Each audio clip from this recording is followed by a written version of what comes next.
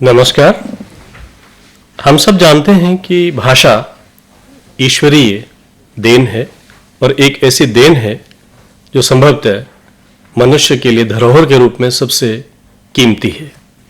यदि भाषा ना हो तो हमारा कोई भी दैनिक व्यवहार संपन्न नहीं हो पाएगा। भाषा के अनेक संदर्भ हैं। उसका मनोवैज्ञानिक संदर्भ है, उसका प्रयोजनमूलक संदर्भ है, उसका सामाजिक संदर्भ है, उसके दूसरे अन्य अनुशासनों के साथ बहुत ही अनन्यतम संदर्भ है। भाषा का सामाजिक संदर्भ क्या है? क्यों हम इस विषय को अन्य संदर्भों की अपेक्षा अधिक महत्व देते हैं?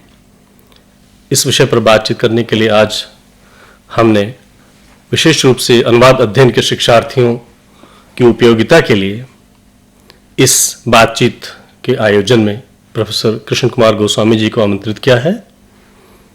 प्रोफेसर गोस्वामी केंद्रीय हिंदी संस्थान से सेवानिवृत्त प्राध्यापक और केंद्र अध्यक्ष रहे हैं। इसके अतिरिक्त आप दक्षिण भारत हिंदी प्रचार सभा के स्नातकोत्तर एवं शोध संस्थान हैदराबाद स्थित निदेशक और वरिष्ठ प्राध्यापक भी रहे हैं। प्रोफेसर कृष्ण कुमार गोस्वामी एक जाने माने शिक्षाविद, भाषाविद और भाषा के जो खास तौर पर प्रकार्यात्मक पहलू हैं उन पर खासी पकड़ रखने वाले विद्वान के रूप में जाने जाते हैं। प्रोफेसर गोस्वामी जी, आपका इस चर्चा में हार्दिक अभिनंदन है, स्वागत है। इसी चर्चा में भाग लेने के लिए हमारे बीच हैं डॉक्टर हरीश कुमार सेठी जी। डॉक्टर सेठी अनुवाद अध्ययन एवं प्रशिक्षण विद्यापीठ में सहायक प्रोफेसर हैं और भाषा, कंप्यूटर, विशेष रूप से भाषा के जो रोज़मर्रा के संबंध हैं उन पर आपका काम है। आपका भी डॉक्टर सेठी स्वागत है।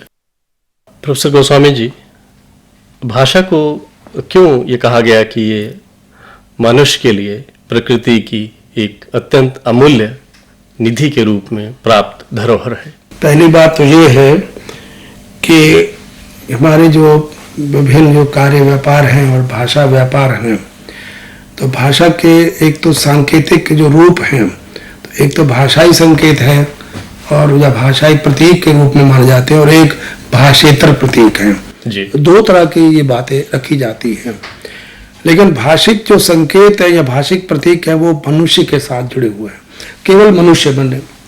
जैसे देखेंगे कि अब ये देखा गया कि जो हमारे जहाँ जो जितने भी पशु पक्षी और कीट पतंग जितने भी हैं, इनमें जो है तीन देखा गया कि जो मनोवैज्ञानिकों ने अध्ययन किया, 3 से लेकर 13 तक, जैसे कि गोरिल्ला है वो 13 संकेत अधिक से अधिक दे सकता है और जो कीट पतंग 3-4 दे देते हैं।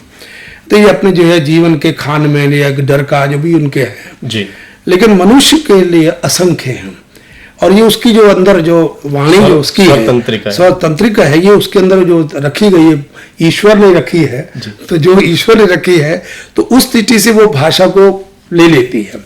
और ये चीज जो है कि मनुष्य जब भाषा को जब जानकारी जो उसके साथ है, तो इसलिए कहते हैं कि मनुष्य में 3 चीजों जो मनुष्य जो है कि एक तो वो सृजनशील प्राणी है, असंख्य वाक्य, असीम वाक्य वो दिन में बोल सकता है। सुबह जो आप वाक्य बोलते हैं शाम को वही वाक्य बोले ये आवश्यक नहीं। 1 घंटे के बाद अगर आपको कहे इस घटना के बारे में आप उन्हीं वाक्य बताइए, नहीं बता सकते। दूसरी वो कहते हैं कि मनुष्य जो है टॉकिंग एनिमल है, बातचीत करने वाला प्राणी है। बातचीत करने वाले प्राणी से प्राय है कि स्पीकिंग एनिमल नहीं है, मतलब स्पीकिंग उसी में आ जाता है, क्योंकि अगर आप अकेले बैठे हुए बोल रहे हैं तो लोग कहेंगे कि ये प्राणी अब मनुष्य नहीं रहा है। क्योंकि अगर आप बाहर बाजार में जाके बातचीत कर रहे हैं तो जब तक बातचीत नहीं करते, तो कहता है कि मनुष्य के साथ जो है बातचीत करने का जो बात है वो टॉकिंग एनिमल चाहिए। स्पीकिंग एनिमल तो उसका एक पार्ट है, स्पीकिंग नहीं है वो। तो उसके साथ है कि उसका वक्ता और श्रोता।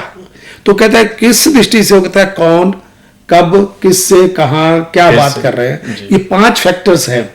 ये 5 चीजों की दृष्टि से हम जानते हैं कि भाषा का, क्योंकि भाषा का जो मुख्य कार्य है वो प्रकार जो है वो संप्रेषण है, तो हम उसको संप्रेषण कर पाते हैं। और इस दृष्टि से मनुष्य ही जो अपने असीम और जो असंख्य वाक्य बोल सकता है वो मनुष्य ही बोल सकता है। और इसलिए चॉम्स्की ने कहा था कि inherent property of the human being, कि ये इसकी सहजात वृत्ति है, ये मनुष्य की है। और इस दृष्टि से वो कहता है, जब पांचवी तब कहता है मनुष्य एक सामाजिक प्राणी है, क्योंकि जो कौन किससे कब कहाँ क्या ये जो फैक्टर्स है वो बताता है कि आप किससे बात कर रहे हैं। तो पिताजी से बात कर रहे हैं तो कैसे बात करनी है, बेटे से बात कर रहे हैं कैसे, अपने अध्यापक से बात करनी है कैसे करनी है, ग्राहक से बात करनी है तो कैसे करनी है, ये सारी चीजें उसके साथ जुड़ती हैं। तो इसलिए कहा कि भाषा जो है ये अपने आप में मनुष्य के लिए एक बहुत ही बड़ा वरदान है। आपने जैसे कहा कि जो 5 चीजें आपने कही कि कब, कौन, किससे, किस तरह से, तो ये तो अपने आसपास में एक परिवेश का निर्माण भी करता है। तो क्या हम ये कहें कि भाषा जो है वो एक सामाजिक होने का भी एक प्रमाण? इसलिए हम कहते हैं भाषा एक अमूर्त संकल्पना नहीं है, बल्कि सामाजिक व्यवहार की वस्तु है। मैं बताया जैसे कि 5 फैक्टर्स जो चलते हैं, तो बच्चा जब पैदा होता है तो उस पर भाषा फेंकी जाती है, परिवार में, बाहर, घर में सीखता है। वो साथ साथ वो भाषा के नियमों के साथ साथ वो सामाजिक नियम भी सीखता है। और इसलिए वो उसके कहते हैं कि ये हम इसको अमूर्त संकल्पना नहीं कह सकते। जैसे सस्योर ने कहा था कि एक ललांग है जो अमूर्त रूप है, वो मस्तिष्क में है, हाँ, लेकिन बाहर जो आता है तो वो समाज के साथ जुड़ के क्या है। और समाज को लेकर के इसलिए समाज शास्त्रियों ने ये बात रखी, तो उन्होंने कहा कि नहीं, लेबॉव, गम्पर्स, फिशमैन, ये 3 ऐसे व्यक्ति हैं जिन्होंने इस भाषा के सामाजिक पक्षों पर अध्ययन किया और कहा कि मनुष्य को समाज का प्राणी है, समाज में ही रहता है। इसलिए वो उस दृष्टि से आप देखेंगे, अंग्रेजी में ब्लॉक एंड ट्रैगर ने बहुत अच्छी परिभाषा की, उसे बहुत कहा, उसने कहा language is a system of arbitrary vocals by which A group of A social group, तो सोशल ग्रुप का नाम लिया, उसने कहा सोसाइटी भी नहीं कहा। तो सोशल ग्रुप प्लस प्राणियों का एक समाज होता है, प्राणी सिर्फ मनुष्य का समाज होता है और किसी प्राणी का समाज नहीं होता है। तो समाज जो है क्यों सामाजिक रीति रिवाज, सामाजिक संदर्भ, सामाजिक जो पक्ष जो है वो साथ सब उसके भावनाएं जो उसके साथ वो सीखता है। और इस दृष्टि से वो समाज मानव संदर्भित ये व्यापार है और उसका सामाजिक प्राणी होने के नाते वो जो भाषा और समाज के बीच की कड़ी के रूप में ये भाषा की सत्ता को सामने रखता है। इसको यूं भी कह सकते हैं कि भाषा जो है वो समाज के निर्माण और समाज को एक परिभाषित करने बहुत बड़ी भूमिका निभाती है। और आप देखते हैं कि बताया जैसे कि कैसे आप समझ सकते हैं कि ये आप भाषा की दृष्टि से, संरचना की दृष्टि से आप कहाँ जा रहे हैं। आपने कहा तो कहाँ जा रहे हैं, तो किसी को आप कहते हैं तो आपको तुम कहाँ जा रहे हो, तो आप तुम कहाँ जा रहे हो और कहाँ जा रहे हैं, वो आपके शीला वहां गई है और श्रीमती शीला या मैडम शीला जी जो वो गई है। तो आप देखते हैं ये आपको समाज सिखाता है, ये आपके सामाजिक नियम को उसका भाषा की दृष्टि से, संरचना की दृष्टि से, अरे भाई तुम क्या कर रहे हो, तो ये जो है आप उसको जो है ये सही है।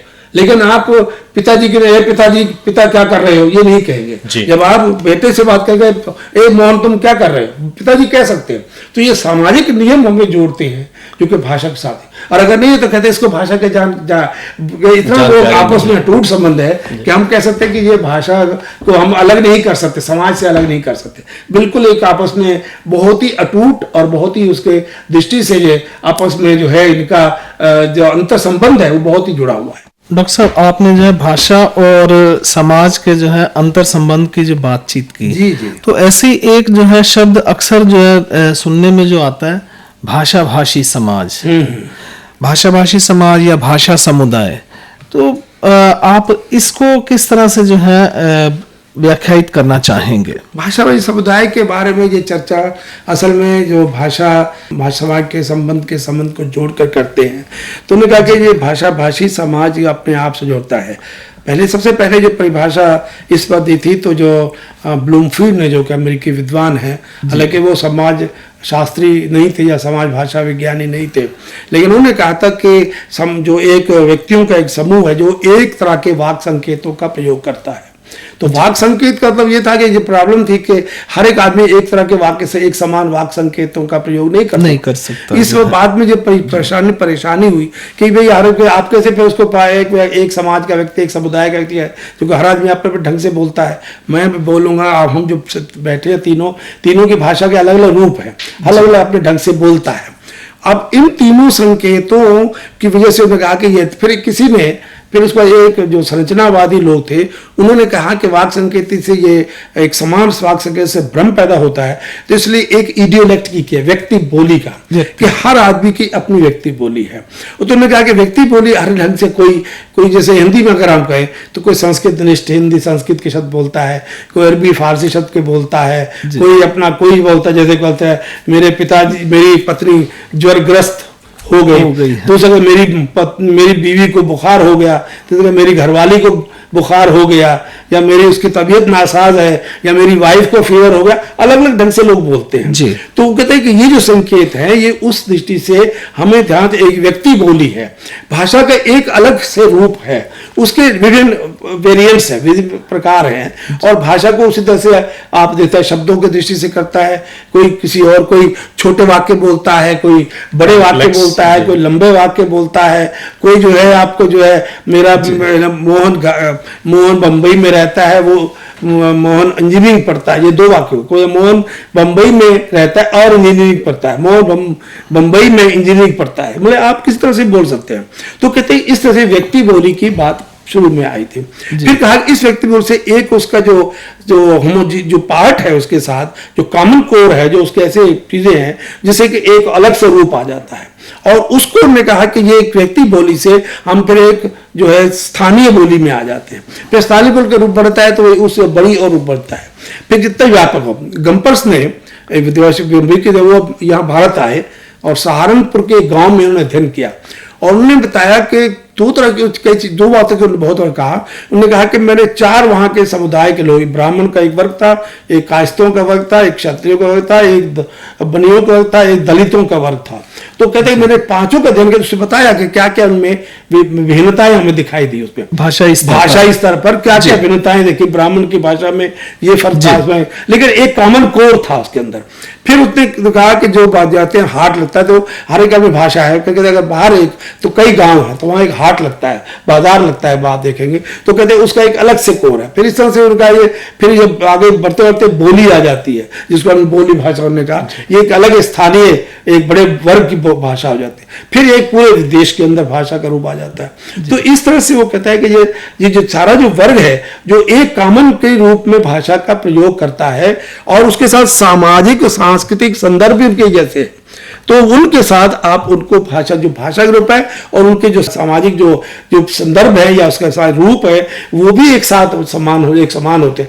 जरूरी नहीं कि वो जो बिल्कुल एक ही हो, मतलब समानता मिलती है। तो कहते हैं ये हम इसको भाषा भाषी समुदाय या भाषा भाषी समाज कहते हैं। भाषा भाषी समाज की आपने जो अवधारणा बताई, तो उसमें हम हिंदी के संदर्भ में ही देखें, हिंदी भाषी समाज बोलने वाले जो लोग जो हैं विदेशों में रह रहे हैं, क्या आप उनको भी हिंदी भाषी समाज में शामिल करेंगे, या कि सिर्फ देश की भौगोलिक सीमा के भीतर जो है? ये आवश्यक नहीं है जी। मतलब जो हमारे जैसे हिंदी भाषी समाज है, तो हिंदी भाषी समाज हमने जैसे 10 राज्य हमारे, इनको हम हिंदी भाषी समाज कहते हैं जी। जैसे कि बिहार से लेकर के हम राजस्थान है, या हिमाचल प्रदेश से लेकर के मध्य प्रदेश या झारखंड या छत्तीसगढ़ है, ये सारा समाज हमारा 10 राज्यों का है। इसमें बड़ी 18 बोलियां इसके अंतर्गत आती हैं, और इस 18 बोलियां क्या है उसका एक पाठ वो रूप में आते हैं।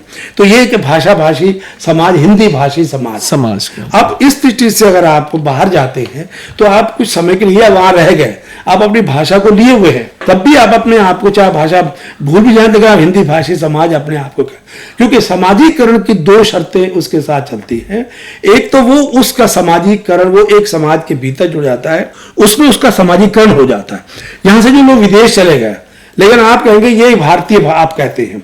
अभी आप देखते कभी ओबामा ने ये लोगों को जो रहता है तो कहते हैं अमेरिकन, भारतीय अमेरिकी, तो भारतीय तो हो गया अमेरिकी, उससे वहां की सिटीजनशिप ले ली उसने, लेकिन वो भारतीय कहलाता है। ऐसे हिंदी भाषी भी व्यक्ति है, वो वहां जाकर के वो हिंदी भाषी ही कहलाएगा।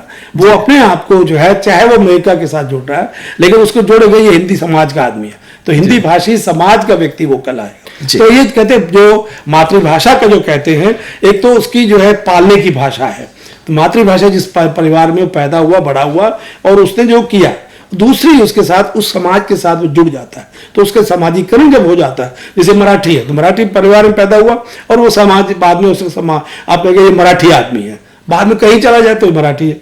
जैसे अब मैं अमेरिका गया तो वहां मैंने देखा कहा साहब ये गुजराती हैं, और थे वो अमेरिकन में ले ली, तो अब मैं ये गुजराती लोग हैं, ये फलां के लोग, तो ये सारी चीजें उसके साथ समाज जो उसका है वो उसके साथ जुड़ेगा। यानी एक तरह से जो अर्जित भाषा आपकी, उसके साथ ही आपकी जो एक मातृभाषा का जिसका रूप जी, तो एक तो पालने की भाषा जो उसकी मातृभाषा है, दूसरी वो समाजीकरण की भाषा है, तो समाज के साथ वो जुड़ गया। तो डॉक्टर साहब आपने जो है अभी पहले व्यक्ति बोली की बात की, तो यहाँ पर जो है एक जो स्वाभाविक सा प्रश्न ये उठता है कि भाषा और बोली क्या एक ही है, या इसमें जो है आप भाषा विज्ञान की दृष्टि से आप कुछ जो है इसमें अंतर करते हैं? नहीं, इसमें वर्गीकरण किया गया है। तो व्यक्ति बोली जब आपस में, जब व्यक्ति बोलियों की आपस में जब कंप्रिहेंसिबिलिटी, जहां उसमें जो बोधगम्यता जब रहती है, तो जब परस्पर आपस में, जैसे हम तीनों आदमी, आपके अलग बोली है, मेरी अलग है, या अलग भाषा, तीनों की अलग है, इसको हम व्यक्ति बोली का नाम दे देते हैं, इसका वर्गीकरण किया। लेकिन हमारे जो है ऐसे जो कंप्रिहेंसिबिलिटी, बोधगम्यता, हम एक दूसरे के समझ आते हैं, तो ये जो है हमारी एक उस भाषा का अलग से रूप दे देगा। फिर अलग और भी जो वर्ग होगा, जैसे अगर जो ब्रजभाषी है और अगर वो जाकर के अवधि वाले या जो खड़ी बोली के साथ, तो वो जो है एक तरह से जो आपस में, अब ब्रजभाषा में मथुरा की अलग बोली है, आगरा की अलग बोली है, अलीगढ़ की अलग बोली है, तो हर एक अपनी अपनी जो है ब्रजभाषा के अलग अलग रूप है। जब इनका एक जो आपस में जो उनकी जो बोधगम्यता है, जो समझ में आती है, जो उनकी समझ आपस में भाषा को समझ लेते हैं, वो उनकी बोली के रूप लेते हैं। तो अपने आप में मथुराई भी एक बोली है, ये उपबोली किसका नाम दे दिया लोगों ने। फिर एक गांव के अलग से बोली, जैसे बताया मैंने, गंपर्स ने जो सहारनपुर में जो उससे 5 समुदायों का जो उसने लिया, वहां पर तो ब्राह्मणों का, क्षत्रियों का अध्ययन किया, तो उसने कहा कि इनकी बोली में बोधगम्यता है, इसलिए वो उस गांव की एक बोली है। फिर आप जब हाट में जाते हैं तो कई गांव के लोग आते हैं, तो वहां एक अलग से वो आपस में बोधगम्य, तो जैसे बोधगम्यता के आधार पर ये फिर इनका आगे जो स्तरीकरण होता जाता है। तो हिंदी भाषा जो है, जो बोलियों का समूह है, तो उस दृष्टि से हम देखें तो भाषा और बोली को जो है आप भाषा विज्ञान के जो है नजरिए से जो है, भाषा की दृष्टि से भाषा और बोली एक है, लेकिन समाज भाषा विज्ञान जैसे उसके में बताया कि भाषा और बोली में अंतर है, क्योंकि भाषा जो है वो सबसे ऊपर सुपर इम्पोज है, अर्थात वो उसको लेकर के सबको अपने साथ जोड़ती है, बोलियां उसके अंतर्गत अधीनस्थ हो जाती हैं। हालांकि वो बोलियां अपनी सत्ता है स्वतंत्र, लेकिन वो उस भाषा के भीतर के क्षेत्र में आ जाती है, और भाषा जो है वो अपने क्षेत्र से बाहर चली जाती है, बोली जो है अपने सीमित क्षेत्र में रहती है। प्रोफेसर गोस्वामी, अगर हम भाषा को लेकर के जब हम उसके नियोजन संबंधी पक्ष पर आते हैं, तो सबसे पहले तो मैं समझता हूँ कि हम अनुवाद अध्ययन विद्यार्थियों की दृष्टि से अगर हम भाषा नियोजन की एक संकल्पना को स्पष्ट करना चाहें और बाद में उसके जो क्षेत्र हैं उनको थोड़ा सा और विस्तार से किस तरह जानेंगे? भाषा नियोजन वास्तव में ये एक तरह का भाषा, किस भाषा को हम चयन करें। और खासकर बहुभाषी राष्ट्र में ये समस्या रहती है कि हम किस भाषा को आगे बढ़ाएं। और इस दृष्टि से हम देखते हैं कि हम जो सोचे, जैसे आप देखें कि इजराइल ने, जब इजराइल का निर्माण हुआ था तो उन्होंने बहुत सोचा, अनुयोजन बनाया कि हम अपने हिब्रू को आगे बढ़ाएं। इंडोनेशिया वालों ने भाषा को लिया। भारत में भी जब ये बात चल रही थी, हालांकि कुछ चूक हो गई हमारे विद्वानों से कि उन्होंने भाषा की जब चर्चा के नियोजन को थोड़ा सा उस दृष्टि से नहीं कर पाए। लेकिन अब हिंदी का जब हुआ तो अब यह राष्ट्रभाषा, तो बहुभाषी राष्ट्र में इतनी भाषाएं हैं, उन भाषाओं को किस तरह से हम किस भाषा को ऊपर उठाएं, कैसे उसका मानकीकरण के, कैसे उसका नियोग, तो ये उसके व्यवस्थित रूप में लाने के लिए भाषा की प्रकृति क्या है, उसको हम उसकी प्रकृति को देकर फिर उसके लिए हम उसके कार्यान्वयन कैसे करें, तो ये नियोजन के अंदर फिर कार्यान्वयन में उसका भविष्य में क्या परिणाम होगा ये भी देखना है। तो जैसे कि राष्ट्रभाषा और राजभाषा ये दोनों चीजें आती हैं।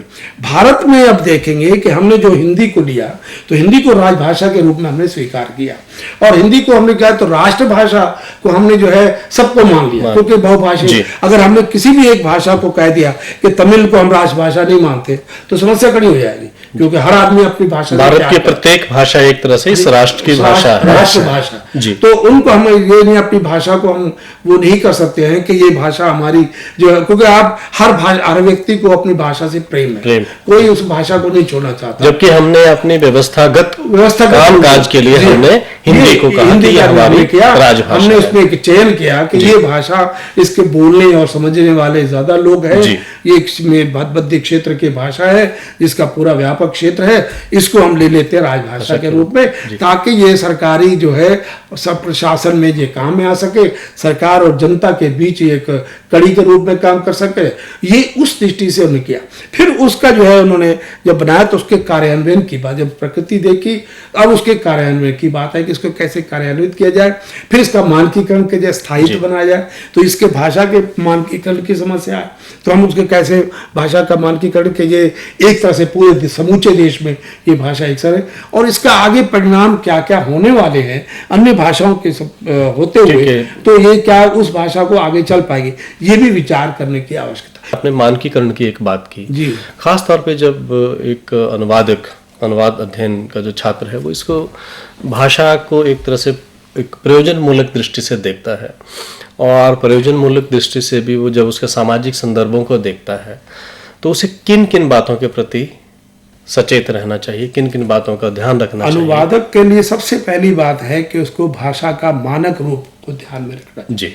क्योंकि मानक जो है भाषा के जो विभिन्न जो ध्वनि की दृष्टि से, शब्द की दृष्टि से, वाक्य की दृष्टि से एक रूपता की आवश्यकता होती है, और उस एक रूपता में ये बात भी है, मानकीकरण का मतलब ये नहीं कि सख्ती से किया जाए, तो उसमें एक लॉजिकल फ्लेक्सिबिलिटी अर्थात तार्किक दृष्टि से उसमें लचीलापन हो चाहिए। जैसे मुझे घर जाना है, ये आपका एक मानक रूप है, लेकिन आजकल मैंने घर जाना है का प्रयोग हो रहा है, तो ये इसको हमें थोड़ा सा स्वीकार हो सकता है कई दिनों बाद मैंने घर, तो मुझे 2 किताबें खरीदना है और मुझे 2 किताबें खरीदनी है, तो अब ये जो खरीदना और खरीदनी है ये वास्तव में व्याकरण की दृष्टि से है कि जब आप कर्ता के साथ को का प्रयोग करते हैं तो क्रिया जो है एक वचन पुल्लिंग के रूप में होती है, लेकिन ये अब खरीदनी है भी बोलते हैं लोग, तो ये इतनी कड़ाई से किया गया क्योंकि ये जो मानक रूप है ये पढ़े लिखों के लिए। ये प्रश्न मैंने इसलिए किया कि सामाजिक संदर्भ को ध्यान में रखते हुए जी मैं वही बात कभी कभी हमें उसके व्याकरणिक नियमों के साथ थोड़ा सा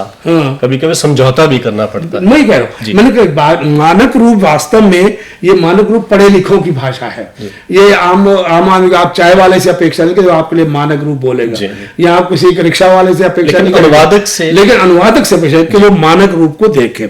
दूसरी उसके प्रयोजन मूलक पक्ष को ध्यान में रखे कि उसका जो है क्या क्या उसके जो है शब्दावली क्या है, अगर वो किसी एक डोमेन पर एक कार्य क्षेत्र पर काम कर रहा है तो उसकी वाक्य रचना को उसकी जानकारी हो, उसके साथ साथ उसकी शब्दावली भी उसको जानकारी हो, ताकि वो उसको उस दृष्टि से देख सके। और सामाजिक संदर्भ तो बहुत जरूरी है, लेकिन आप अंग्रेजी में जैसे होता है तो हिंदी में आते हैं तो अंग्रेजी में उस प्रकार के हमें समाज, उनका अलग समाज है, हमारा समाज है, इन चीजों को भी उसको बहुत ही माइन्यूटली, बहुत ही सूक्ष्मता से विचार करना होगा कि मैं इसको कैसे ले जाऊं, किस तरह से कौन किससे बात कर रहा है, उस दृष्टि से वो अपने हिसाब से देश सोचेगा। ये नहीं कि अगर वो कहता है कि good are you coming to the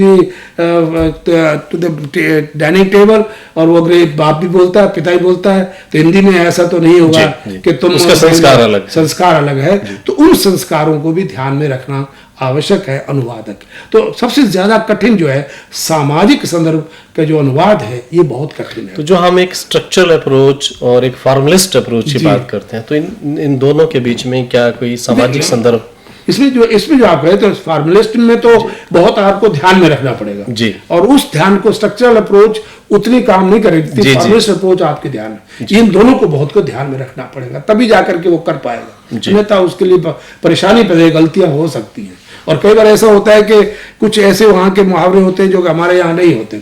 अब मैं एप्पल कार्ड का जॉर्ज बर्नार्ड शॉ के अनुवाद कर रहा था, एप्पल कार्ड के अनुवाद करते मुझे इतनी कठिनाई है कि वहाँ की जो है समाज अलग है, हमारा समाज अलग है, और मुझे दिक्कत लगा कि उस समाज में मुझे बहुत मेहनत करनी पड़ी, परिश्रम करना पड़ा कि ताकि मैं वो समाज अपने समाज के साथ उसको जोड़ सकूं। दुर्लभ बंधु के अनुवाद को अगर आप थोड़ा सा देखें तो क्या ये जो अपने दुर्लभ बंधु में जो दुर्लभ बंधु जो उन्होंने जो भातेंद्र हरिश्चंद्र ने जो मर्चेंट ऑफ वेनिस का जो जी। अनुवाद किया था, उसने आप देखेंगे कि उसने वो उसका का एक छाया अनुवाद है, और उसने कुछ जैसे अंगूठी वाला जो मामला जो मैरिज वाला है उसको उसने भारतीय संदर्भ में लाने की कोशिश की है।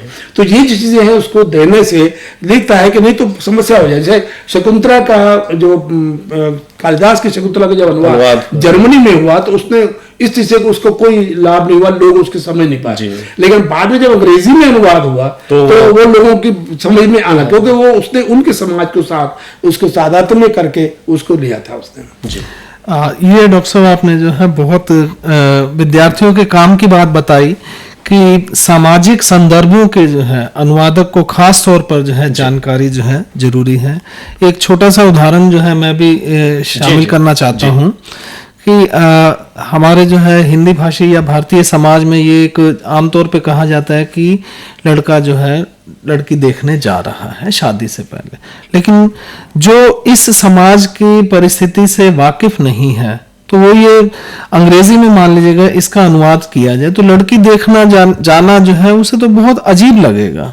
तो यहाँ पर भाषा के साथ साथ जो है समाज और सामाजिक पक्ष जो है अनुवादक के लिए बहुत जो है, इसीलिए कहते हैं कि स्रोत भाषा के समाज और संस्कृति की सबसे ज्यादा ज्ञान होना चाहिए और लक्ष्य भाषा की अच्छा ज्ञान, लेकिन सबसे अधिक सर्वाधिक ज्ञान स्रोत भाषा, अगर उसकी जानकारी होगी तो लक्ष्य भाषा में वो कहीं ना कहीं उसको दे पाएगा। निष्कर्ष रूप में तो ये कहा ही जा सकता है कि निश्चित रूप से भाषा का जो सामाजिक संदर्भ है वो अनुवादक के लिए जानना अत्यंत आवश्यक है।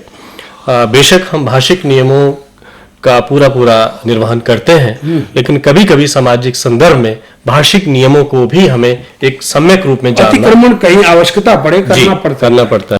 आज हमारे स्टूडियोज में आने के लिए आपका प्रोफेसर गोस्वामी और डॉक्टर हरीश कुमार सेठी जी बेहद शुक्रिया।